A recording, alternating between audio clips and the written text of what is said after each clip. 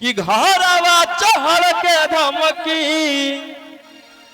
देवोहनी बनी के बड़ा करंगा गोसरवा जेल के भीतर कोई गोसरवा बाहर में सब के सब रंगना।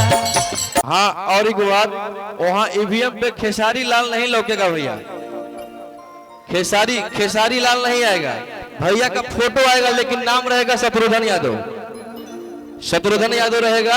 आप लोग ये नहीं देखा कि खेसारी लिखा रहेगा, खेसारी लिखा नहीं रहेगा, जो भैया का रियल नाम है वही रहेगा शत्रुघ्न यादव। और लालटेन छाप फोटो हुए काफी बार नवे बरांडा।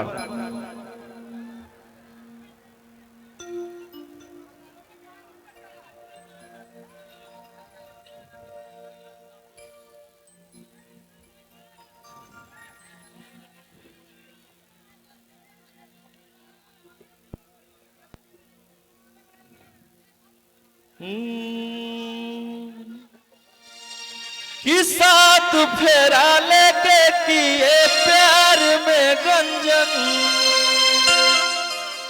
चले गए हो जेल फिर क्यों तोड़ के बंधन। कि घरवा चढ़ के धमकी देवोहनी बनी के बड़ा करंगा अरे एगो शेरवा अरे एगो शेरवा जेल के भीतर कोई गो शेरवा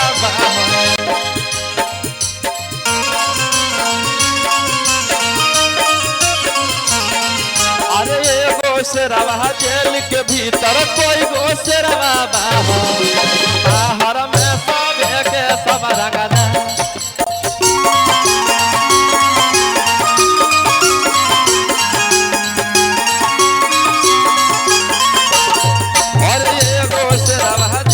भीतर कोई गोसरवा बाहर में सब के सब रंगा जाए।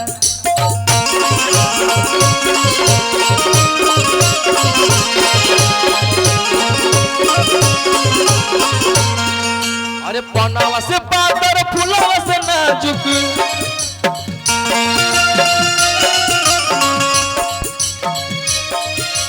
पनावा से पातर फुलवा से नाजुक हई मोर माई महारानी भैया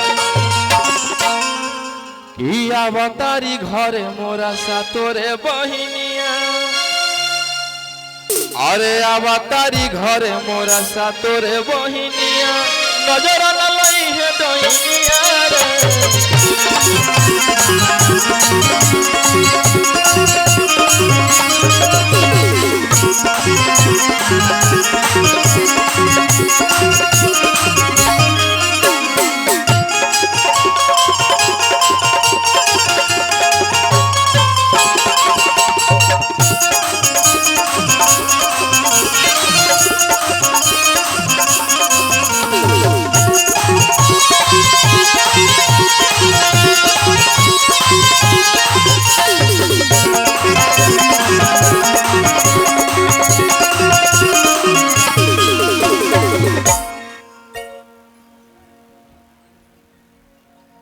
चलिए आप लोग प्यार आशीर्वाद देते रहिए। और भैया बहुत जल्द आने वाले हैं खेसारी ब्याह स्टेज पे। कौन गाना गा दी?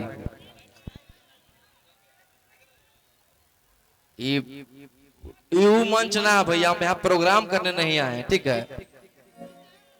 हाँ अरे अब कुछ के नहीं हो तो दिक्कत गे अरे यार जेठी से मिल गए लौटी काट गे। इस सुबह गाना आया है, आप लोग जाके देखिएगा, प्यार दीजिएगा। कि लड़ो ही छौड़ा नीर दलिए हरा बार रे पैसे के बन तो बोले तो हर सारा कार रे लड़ो ही छौड़ा नीर दलिए हरा बार रे पैसे के बन तो बोले तो हर सारा कार रे इहे पति हो तो हकीकत